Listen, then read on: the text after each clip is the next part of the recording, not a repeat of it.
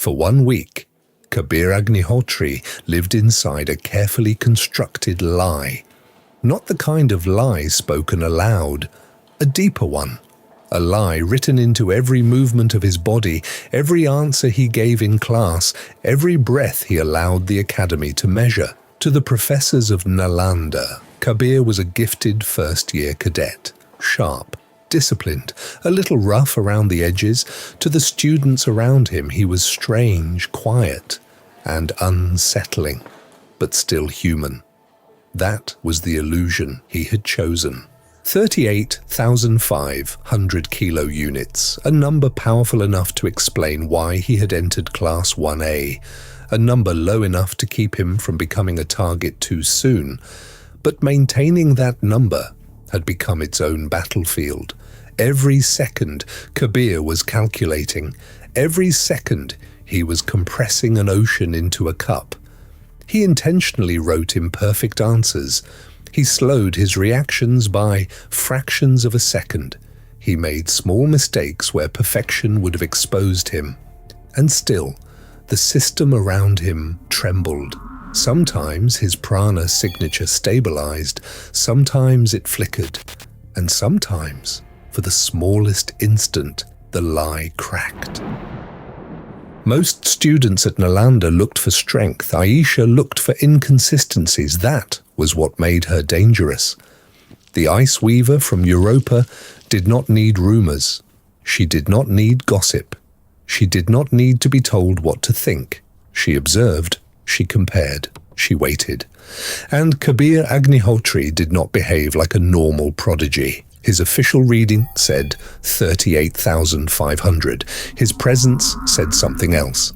Sometimes his prana moved like a contained flame. Sometimes it vanished completely, as if he had erased himself from every measuring system in the archive. And sometimes there were spikes. Not high readings, not elite readings, impossible readings. Numbers that appeared for less than a heartbeat before collapsing into static. Late in the holographic archives, with the rest of the academy fading into silence, Aisha finally stopped pretending she had not noticed. She sat across from him, frost gathering faintly around her fingers. No greeting, no hesitation, just the truth. You are hiding something. Kabir did not look up immediately. That was answer enough. Aisha did not speak like someone making an accusation. She spoke like someone completing an equation. The ranking tournament was 14 days away. A single elimination bracket in front of the entire academy. No written exams, no theoretical excuses, no safe rooms, no shadows to disappear into. In the tournament, every student would be forced to fight. And combat had a cruel honesty to it. Fear revealed itself. Instinct revealed itself. Power revealed itself. Aisha leaned forward, her eyes calm and mercilessly intelligent. It will become impossible to hide in direct combat. Kabir kept his expression still, but the words landed exactly where she intended. She was right. He could suppress a reading. He could fake a mistake. He could act weaker in a classroom. But in the instant between being attacked and surviving, the body told the truth. Aisha was not threatening him. She was offering him a warning. Then she offered something even stranger. When you finally reveal your true power to the galaxy, I want to stand on your side. For 19 years, people had looked at Kabir and seen failure. Aisha looked at him and saw a future event. Something inevitable, something worth preparing for. And for the first time in his life, Kabir was not sure whether that made him feel safer or more exposed.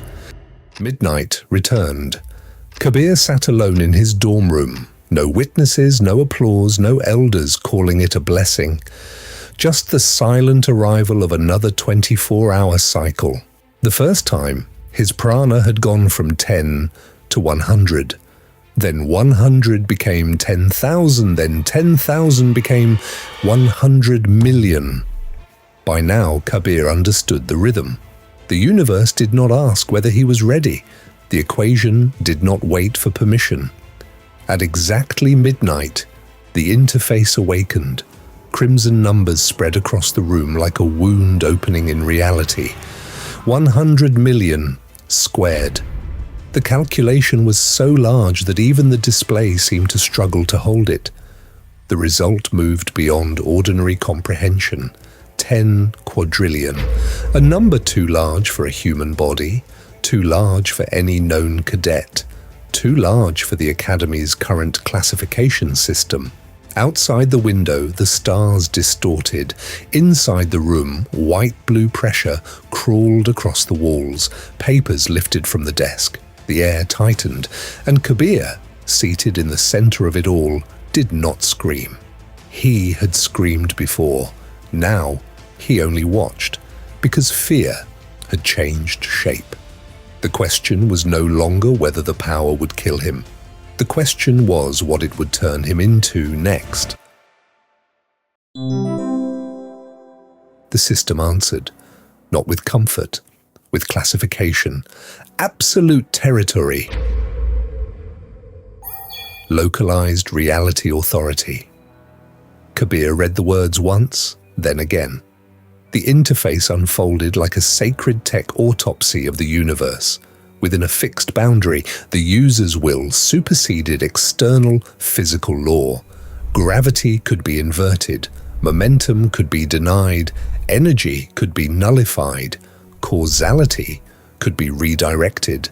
Nothing entered unless his will permitted it. Nothing left unless his will released it. The description was simple. That was what made it terrifying. Most powers changed what a person could do. This changed what reality was allowed to do around him. Kabir's eyes moved across the system diagrams. A circular zone, a boundary of authority. Inside it, energy did not overpower energy. Law overruled force. He thought of the academy, the professors, the tournament, Dev, 100 possible enemies. Then he thought bigger, too big. A room, a building, a city, a world. For the first time since the anomaly began, Kabir did not feel like a victim of the equation. He felt like its warning. Kabir began with something small, a metal stylus, harmless, measurable, ordinary. It rested on his desk under the dim light of the dorm room, surrounded by books, data pads, and the quiet disorder of a student who barely slept. Kabir extended his hand. Not too far, only a few inches. A tiny territory formed around his palm. There was no explosion, no grand eruption, only a faint, circular distortion in the air. Then Kabir gave a command, not spoken aloud, not cast like a spell, simply decided, up. The stylus shot from the desk and snapped into his palm. Gravity had not been pushed aside. It had not been countered. It had been corrected. Inside that small boundary, the universe had accepted Kabir's preference as law. Dust floated around his hand, droplets held in the air. The desk lamp flickered. Kabir stared at the stylus in his palm. For 19 years, he had been told the world had no place for him. Now the world itself was making space, because he told it to. Gravity was only the first door. Kabir opened the next one carefully. Time. He focused on the dust moving through the air, tiny particles drifting through a thin line of blue light. Insignificant, almost invisible. Perfect test subjects for something no human should be able to touch. The territory activated again. This time, Kabir did not command direction. He commanded pace. The dust slowed, then slowed further, then stopped. Not frozen by cold, not held by force. Stopped. Inside the boundary, time waited. Outside the boundary, the room continued. The holographic screens flickered. The distant academy systems hummed. Somewhere far away, students laughed in the dorm corridors, but around Kabir's hand, existence paused like a held breath. He lowered his fingers. The dust remained still. He realized then that absolute territory was not an attack. It was not defense. It was not a technique. It was authorship. A small piece of the universe where Kabir was no longer a participant in reality. He was the editor of it. Kabir looked at his trembling hand, and the horror arrived quietly. Not from what he had done, from what the math said he could do. His prana was not increasing normally. It was not doubling. It was not growing by stages. It was squaring. Each cycle did not add power. It destroyed scale. And if absolute territory expanded according to the energy behind it, then the boundary he created around his hand was only the smallest possible version of the truth. A desk could become a room could become a building could become a city could become a planet. Kabir imagined it, an entire world enclosed inside his authority. Oceans held still, clouds locked in place, gravity rewritten beneath continents, every fire extinguished, every weapon silenced, every living thing trapped inside a law that belonged to one person, to him. For 19 years, Kabir had wanted enough power to stop being helpless. Now he wondered if helplessness had been replaced by something worse. Responsibility without limit, power without permission, a god's reach inside a boy who had never been taught how to be loved. 3 days before the tournament, Dev Agnihotri came looking for him. He chose the private simulation deck, level 9, restricted. Quiet enough that no professor would interrupt too soon. Public enough in the Academy records that Kabir could not claim he had vanished. Dev did not come alone. 5 elite noble cadets followed him through the doors, arranged around him like weapons pretending to be classmates. To them, this was not bullying. It was correction. A broken hierarchy being repaired. Kabir stood alone in the chamber, blue-white shadows gathering quietly around him. Across from him, Dev glowed with gold. Prestige, birthright, recognition. Everything Kabir had been denied. Dev smiled, as if he had already won. You can confess that you cheated the crystal. His voice carried the same old certainty, the same old contempt, the same old belief that Kabir existed only as long as Dev allowed him to. The doors sealed.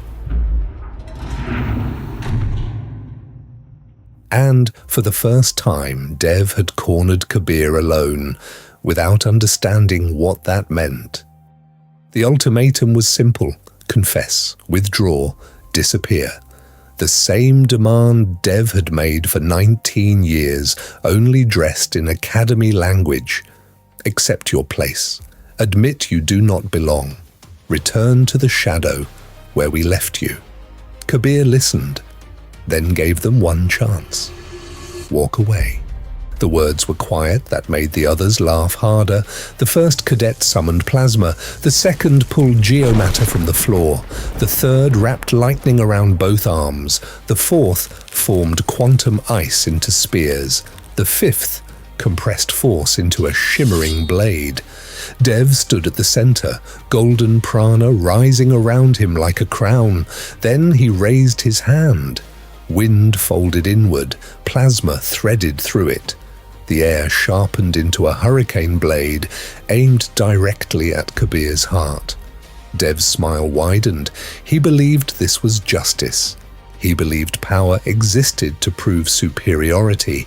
He believed overwhelming force solved everything. And in his world, it always had, until now. The attacks launched together, 6 forces, 6 directions, 1 target. The simulation deck became a storm of killing intent. Plasma screamed through the air. Lightning split the darkness. Ice spears cut through the blue light. Geomatter spikes tore across the floor. And Dev's hurricane blade led them all, spinning fast enough to carve reinforced alloy apart. Kabir did not step back. He did not raise a shield. He did not brace himself. His eyes remained calm, almost empty. Then he spoke 2 words: absolute territory. The world stopped obeying them. The hurricane blade froze an inch from his face. The lightning hung in midair like a blue scar across space. Ice stopped before it could pierce skin. Plasma burned without moving forward. Stone remained suspended, trapped in the act of violence. Everything that had been thrown at Kabir reached the boundary and failed. Not because he was stronger, not because he had blocked the attacks, because inside that invisible circle, their intention had no authority. For the first time in his life, Dev's laughter died before it reached his throat. His face changed, slowly, beautifully, from arrogance to confusion to fear. Kabir raised one hand. The suspended attacks trembled around him. For a moment, no one moved.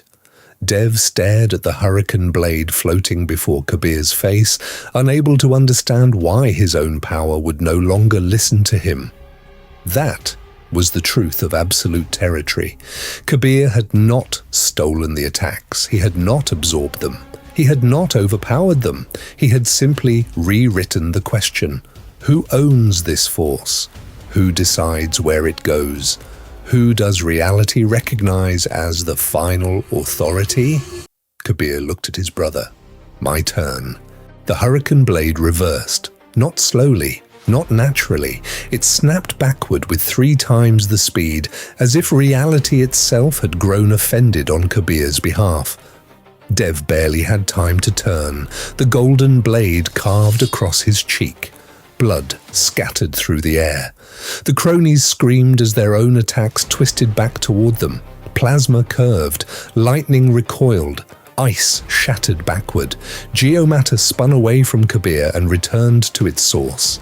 The simulation deck erupted, but Kabir remained still at the center, untouched, unhurried, unconcerned. He had not won by fighting harder. He had won by changing who the universe was listening to. Dev touched the wound on his cheek. His fingers came away red. For a second, he simply stared. Not at the blood, at the meaning of it. Kabir had marked him. Kabir. The failure, the embarrassment, the brother Dev had spent his entire life standing above. It was not the pain that broke him. It was the impossibility. Dev's world had always been simple. Power determined value, value determined status, status determined truth, and in that world, Kabir had no place above him. But the simulation deck told a different story. His cronies backed away first. Their fear was honest. They had attacked Kabir together, and every attack had returned like a verdict. Dev stepped back next. Then another step, then another. Kabir did not chase him. That made it worse. He did not need to. Dev fled with blood on his face and rage in his voice. I'll destroy you in front of the entire tournament. The threat echoed through the chamber, but everyone there knew the truth. For the first time in his life, Dev Agnihotri was afraid of his brother. The night before the tournament, Kabir stood on Nalanda's observation deck.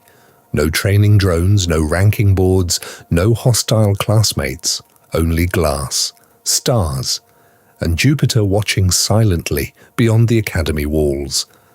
The galaxy felt enormous to everyone else. To Kabir, it felt smaller every day. That was the cruelest part of his power. The stronger he became, the less distance seemed to matter. A planet no longer looked unreachable. A system no longer looked impossible. Even the stars felt less like destinations and more like witnesses. But power did not erase exhaustion. Kabir was tired, tired of hiding, tired of calculating every breath, tired of pretending that survival was the same thing as living. For 19 years, silence had protected him. Silence had kept him alive. silence had also buried him. And now, with the ranking tournament only hours away, Kabir knew the old version of himself could not enter that arena. Not if he wanted to leave it unchanged. Aisha found him there. She did not ask whether he was afraid. She was too intelligent for that. Fear was not the question. Kabir had survived fear. He had grown around it. He had built himself in its shadow. Aisha stood beside him, frost barely visible around her like breath in winter. For a while neither of them spoke. Some silences demanded to be filled. This one did not. At last, Aisha looked toward the stars. Don't hide. Kabir did not answer. The words were too simple, too direct, too unfamiliar. All his life hiding had been wisdom, hiding his pain, hiding his anger, hiding his intelligence, then hiding his power. Aisha continued. Win. One word, no pity inside it, no fear, no request for restraint, only recognition. Then she said the thing Kabir had never once allowed himself to want. Show them something they'll never forget. Kabir looked out beyond Nalanda, beyond Jupiter, beyond the Academy, the syndicates, and every name that had ever tried to define him. The ranking tournament was about to begin. For 19 years, Kabir Agnihotri had survived by making himself smaller. Now the universe was asking what would happen when he finally stopped.